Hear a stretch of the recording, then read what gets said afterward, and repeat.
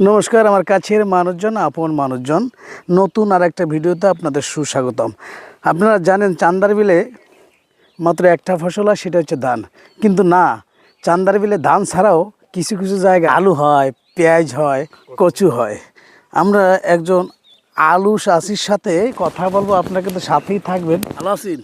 না ভালো নাই, আলু হয় নাই, খেতে আলু লাগাইছি তা ভালো। আলু লাগাইছেন? আলু কই? আলু নাই, হয় নাই। হ্যাঁ, কতটুক জায়গায় আলু লাগাইছেন আপনি? কাড়াদারের জায়গা।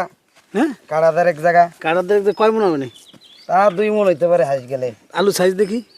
এই যে গুড়ি গুড়ি, দর্শক দেখেন, আলুর সাইজ দেখছেন? এই যে গুড়ি গুড়ি আলু, তার জুনিতে খেয়ে লাইছে আবার। কিসে? জুনি পোকায়। জুনি পোকা খেয়ে ফেলেছে। হুম। আলুর সাইজ খুবই ছোট, আবার জুনি পোকায় নাকি খেয়ে ফেলছে। আমি আমি আমি একটু আলু উঠাবো। এই তো আলু, এই যে আলু বেরিয়েছে। বর্তমানে বাজারে আলুর কেজি কত আছে? আছে 20 টাকা। ইস, আলুর সাইজ দেখছো?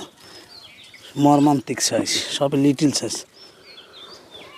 হ্যাঁ, আপনারা দেখতে পেলেন যে চান্দার বিলে আলু হয়, কিন্তু আলু বেশি বড় হয় না, ভালোও হয় না। তবে ধীরে ধীরে যে জায়গাটা উঁচু জায়গা, আর সেই জায়গাটায় ধানের বদলে আস্তে আস্তে আলু চাষ হবে, পেঁয়াজ চাষ হবে, এমনকি রসুনের চাষ হবে। সবাই ভালো থাকবেন, সুস্থ থাকবেন, দেখা হবে নতুন কোনো ভিডিও। ধন্যবাদ।